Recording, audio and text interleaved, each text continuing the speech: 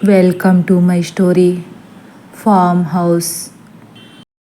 అలా లక్ష్మి కంగారు పడిపోతూ, అయ్య బాబోయ్ నీకేదో అయ్యింది అంటూ ఏడుస్తూనే సడన్గా ఏదో గుర్తొచ్చినట్లు ఒక్క క్షణం ఆగిపోయి, అయ్యా లేకపోతే ఇది కూడా ఆ దెయ్యం మాయేనంటావా అంటుంది కళ్ళను పెద్దవి చేసి. ఆ మాట వినగానే చందు కూడా ఆలోచనలో పడ్డాడు. మౌనంగా కిందకి చూస్తూ ఆలోచిస్తున్నాడు. నేను నిజంగానే మనం ఆడుకున్నామని చెప్పానా అనుమానంగా అంటుంది లక్ష్మి. అని తలాడిస్తాడు చందు. అయితే నువ్వు కూడా అదే చెప్పావయ్యా అని దీనంగా లక్ష్మి ముఖం పెట్టేసరికి లక్ష్మి మాటలు నమ్మాలనిపిస్తుంది చందుకి. అయితే అని ఏదో చెబుతుండగా, లక్ష్మి ముగ్గు అయిపోయిందా లేదా?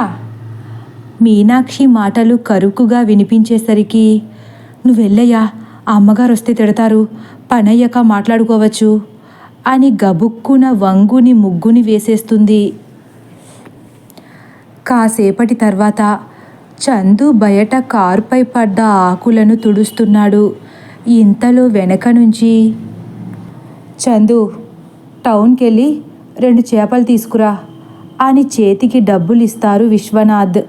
చందు అవి తీసుకుంటూ, ఏం చేపలు తెమ్మంటారయ్యా, బంగారు తీగ తెచ్చేయమంటారా అంటాడు.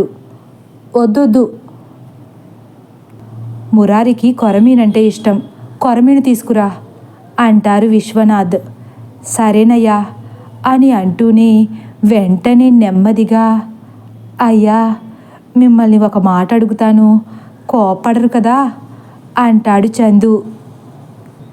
తిట్టేంత ఏమడుగుతావు, అయినా తిట్టంలే, అడుగు అంటారు.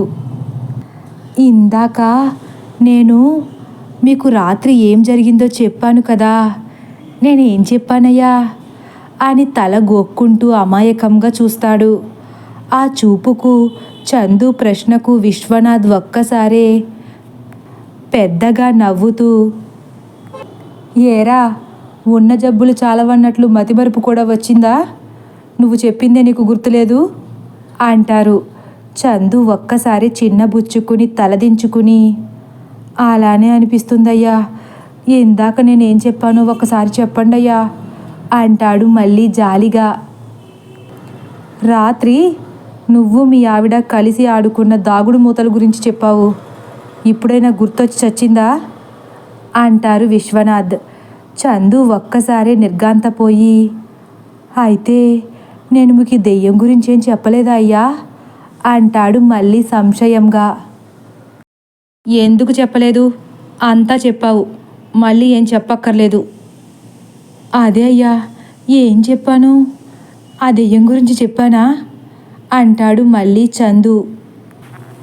చెప్పావురా నాయనా, నువ్వు దెయ్యంలా మారి మీ ఆవిడను భయపెడితే మీ ఆవిడ హడలిపోయి వెళ్ళి ఆ దేవుడి గదిలో పడుకుందని కూడా చెప్పావు, ఇంకా నన్ను విసిగించకు అంటారు విసుగ్గా.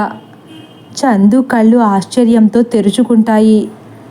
అలా చెప్పానా అని మనసులో అనుకుంటూ, నిజానికి రాత్రి జరిగింది అది కాదయ్యా అంటాడు మళ్ళీ కంగారుగా. వెంటనే విశ్వనాథ్ దురుసుగా, నువ్వు చెప్పింది చాలు, ఇప్పుడేం చెప్పకు, తొందరగా వెళ్ళు, ఇదిగో ఈ లిస్టులో ఉన్న సామాన్లు కూడా తీసుకురా అని కఠినంగా అనగానే, ఇక మళ్ళీ మొదలు పెడితే ఎక్కడ కోప్పడతారేమోనని ఆ లిస్టు తీసుకుని కారు ఎక్కేస్తాడు చందు.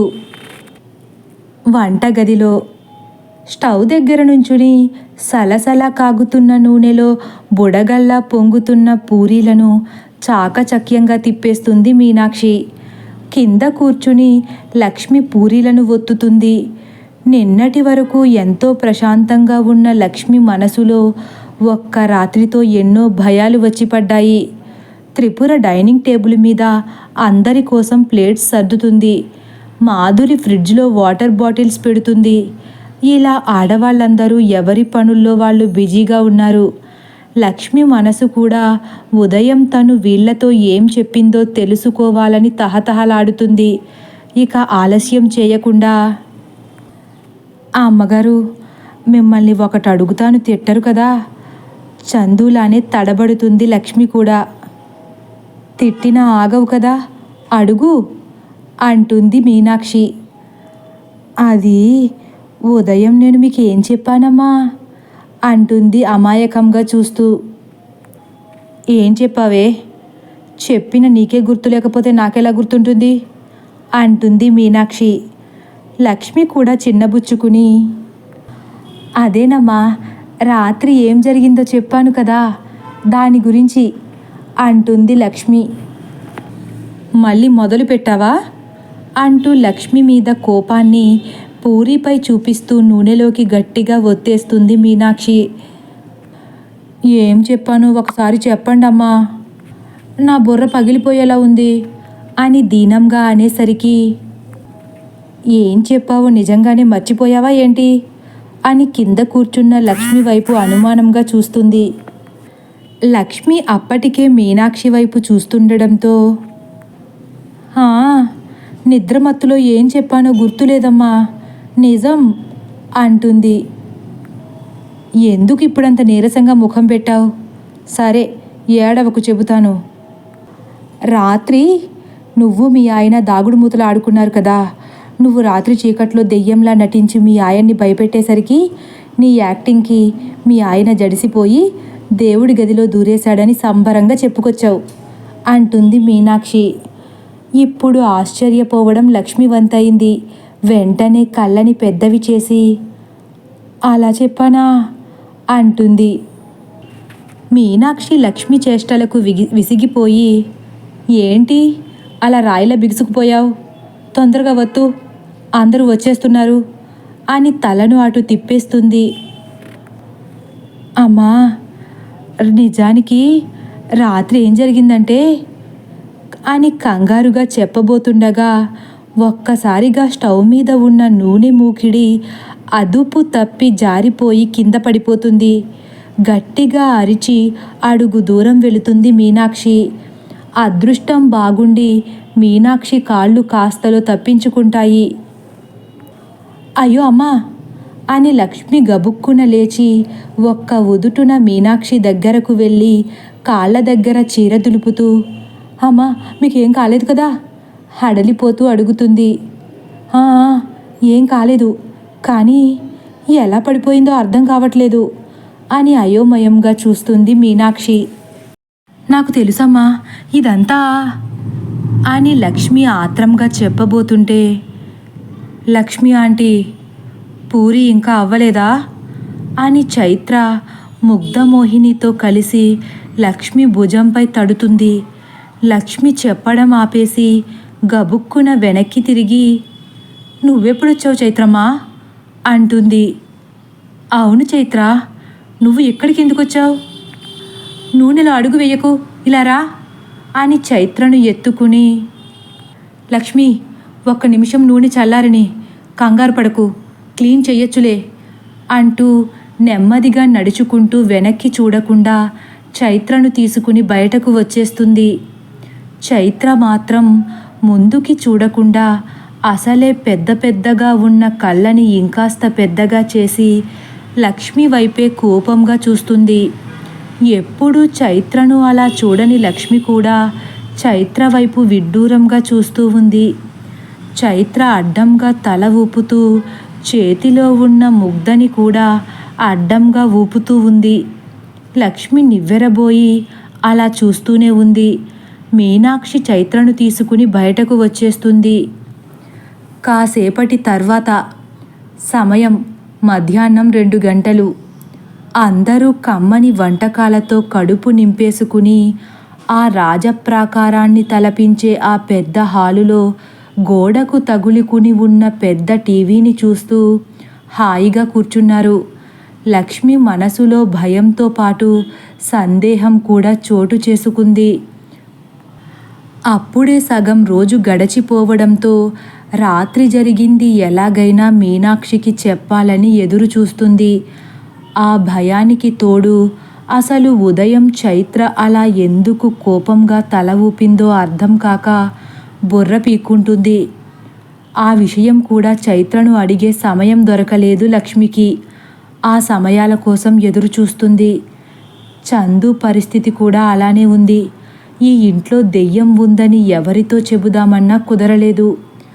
అందరూ ఆనందంగా సోఫాల్లో వాలి టీవీలు చూస్తున్నారు. కానీ లక్ష్మి, చందులు మాత్రం రాత్రి జరిగిన బీభత్సాన్ని తలుచుకుంటూ హడలిపోతూనే ఉన్నారు. ఒక్కసారే చందు లక్ష్మి వైపు చూసి, లక్ష్మి బయటకురా అని అతి నెమ్మదిగా పిలుస్తాడు. లక్ష్మి కూడా ఎప్పుడెప్పుడు చందుతో మాట్లాడాలో అని ఎదురు చూస్తుండడంతో వెంటనే గబాలున లేచి నుంచుని బయటకు వెళ్ళిపోతుంది. ఆ వెనకే చందు కూడా వాళ్ళను డిస్టర్బ్ చేయకుండా బయటకు వచ్చేస్తాడు. లక్ష్మి వెనక్కి కూడా చూడకుండా గబగబా నడుచుకుంటూ వాకిట్లో దూరంగా ఒక మూలగా ఉన్న ఒక పెద్ద మర్రి చెట్టు దగ్గరకు వెళుతుంది. అక్కడికి వెళ్ళిన వెంటనే, తొందరగా రాయ్యా, పీతలా నడుస్తున్నావు కోపంగా అంటుంది. కంగారు పడుకొస్తున్నాను అంటూ అక్కడికి చేరుకుంటాడు చందు. వెంటనే, అమ్మగారికి రాత్రి జరిగిందంతా చెప్పావా అంటాడు హడావిడిగా. ఎక్కడయ్యా, అసలు కుదరలేదు అని డీలాగా మాట్లాడుతుంది లక్ష్మి. ఎందుకు చెప్పలేదు విసుక్కుంటాడు చందు. నాకు కుదిరి చావలేదంటున్నానుగా. పొద్దుట నుంచి పనే సరిపోయింది. ఇంట్లో అంతమంది ఉన్నాం, మరి వండి పెడితే తెలుస్తుంది నీకు. పోనీ నా సంగతి పక్కన పెట్టు, నీకు పనేముంది, నువ్వైనా అయ్యగారికి చెప్పుండాల్సింది అంటుంది గాబరాగా. నేను ఖాళీగా ఏం లేను. పొద్దుటే అయ్యగారికి చెబుదామనుకున్నాను కానీ కుదరలేదు అంటాడు చందు కూడా. నాకు కూడా చందు, ఆ అమ్మగారు అస్సలు వినేలా లేరు నా మాట అని డీలా పడిపోతుంది లక్ష్మి. ఎందుకింటారే, ఉదయం మనిద్దరం రాత్రి జరిగినట్లు చెప్పకుండా దాగుడు మూతలు ఆడుకున్నామని చెప్పి చచ్చాంగా, ఇంకేం నమ్ముతారు మన మాట అంటాడు చందు. అదే చందు, నాకు కూడా ఆశ్చర్యంగా అనిపించింది. అలా ఎలా చెప్పామంటావు? ఇది కూడా తప్పకుండా ఆ దెయ్యం పనే అయ్యుంటుంది, అనుమానం లేదు. అవునే, సాయంత్రంలోగా ఎలాగైనా అయ్యగారికి ఈ విషయం చెప్పాలి అంటాడు చందు. ఇలా ఇద్దరూ మాట్లాడుకుంటుండగా పార్దు వళ్ళో పడుకుని ఉన్న చైత్ర ఎవరో పిలిచినట్లు లేస్తుంది. ఏంట్రా బంగారం, ఏం కావాలి అంటాడు పార్దు ప్రేమగా. నేను బయటకు వెళ్ళి ఆడుకుంటాను మావయ్య అంటుంది చైత్ర. వద్దు, ఈ టైంలో బయట ఎండగా ఉంటుంది, నీ స్కిన్ ఎరుపొచ్చేస్తుంది అంటాడు చైత్ర బుగ్గలను ప్రేమగా నిమురుతూ. పర్లేదు మావయ్య, నేను 5 మినిట్స్లో వచ్చేస్తాను. చైత్ర, మావయ్య వద్దంటున్నాడుగా, సాయంత్రం ఆడుకుందువు గాని, అల్లరి చెయ్యకు, మమ్మల్ని సినిమా చూడని కసురుతుంది మాధురి. చైత్ర ఒక్కసారి కోపంగా మాధురి వైపు చూస్తుంది. ఏంటి అలా చూస్తున్నావు, కొడతావా ఏంటి అంటుంది మళ్ళీ మాధురి. ఊరుకో అక్క అంటూ చైత్రను చేయి పట్టుకుని తన పక్కన పడుకోబెట్టుకోవడానికి చూస్తాడు పార్దు. లేకపోతే ఎలా చూస్తుందో చూడు, దెయ్యంలా కళ్ళొకటి అంటుంది మాధురి. ఇంతలో చైత్ర మళ్ళీ మాయా వాష్రూమ్ అంటుంది. వాష్రూమా? త్రిపుర, చైత్రని వాష్రూమ్ కంట తీసుకువెళ్ళు అని చేయి వదులుతాడు. పదరా అని చైత్ర చేయి పట్టుకుంటుంది త్రిపుర. నేనొక్కదాన్నే వెళ్ళగలనత్తయ్యా అంటుంది చైత్ర. ఆ మాటకు త్రిపుర ఒక్కసారే పెద్దగా నవ్వి, నేను కూడా తోడు రాగలను చైత్ర అని సరదాగా అంటుంది. వద్దత్తయ్యా, నేను ఒక్కదాన్నే వెళతాను. చైత్ర, వాష్రూమ్ వంక పెట్టుకుని బయటకు వెళ్ళి ఆడుకోవాలని చూస్తున్నావా? నేను లెగిశానంటే దెబ్బలు పడతాయి. అత్తయ్య తీసుకువెళ్తానంటుందిగా, వెళ్ళు మళ్ళీ కోప్పడుతుంది మాధురి. అని తలాడిస్తూ త్రిపుర చేయి పట్టుకుని నడుస్తుంది చైత్ర. తదుపరి భాగం కోసం వేచి ఉండండి.